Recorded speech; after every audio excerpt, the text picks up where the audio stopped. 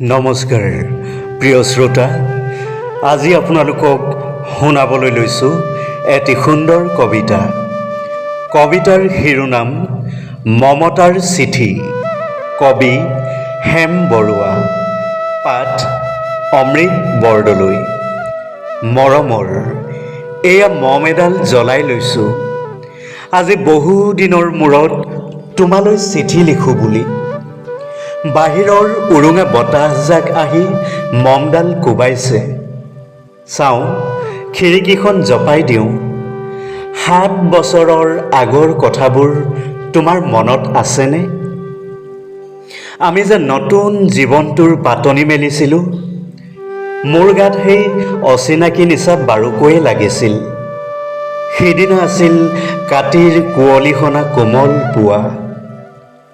পদূলিত তলসৰা শেৱালিবোৰ উপচি আছিল, আৰু সন্ধিয়া মই তোমালোকৰ ঘৰলৈ নকৈ আহিবৰ দিনা আকাশৰ মেঘৰ মোহনাত হালধীয়া জোনটো নাওখন লৈ আমাক যে ৰিঙিয়াই মাতিছিল তৰাৰ দেশলৈ।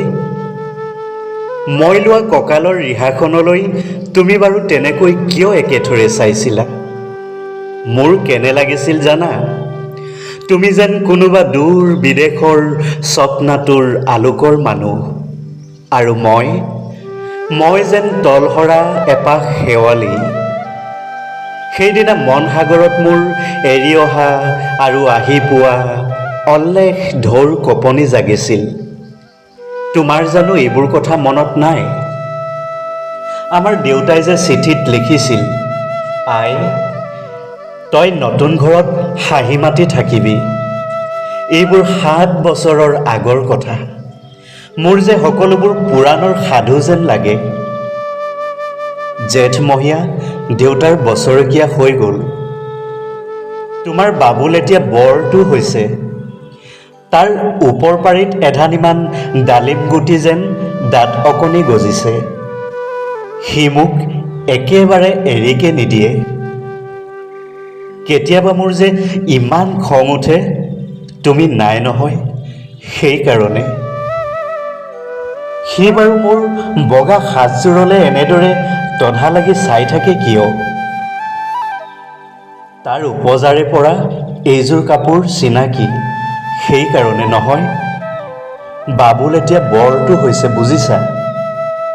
আৰু ডাঙৰ হ'লে স্কুলত তাক নাম লগাই দিম। সেই আঁতৰি থকা সময়খিনি মোৰ যে বুকুখন তেনেই উদং হৈ থাকিব ভাই। আৰু কি লিখিম? বিশেষ একো নাই। মোৰ শপত, তুমি যিদিনা উলটি আহিবা মোক আগতীয়াকৈ জনাবা দেই।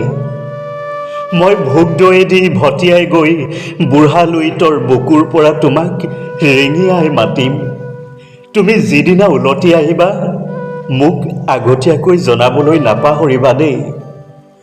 মৰম ল'বা। ইতি তোমাৰ মমতা। পুনৰ এইবাৰ বুজিছা, মাঘৰ মেজিৰ জুইকুৰা বৰ ৰঙাকৈ জ্বলিছিল। আমাৰ আইতাৰ কলি ছাগলীজনীৰ 2টা পোৱালি জগিছে, এটা শুদ্ধ বগা আৰু আনটো পখৰা।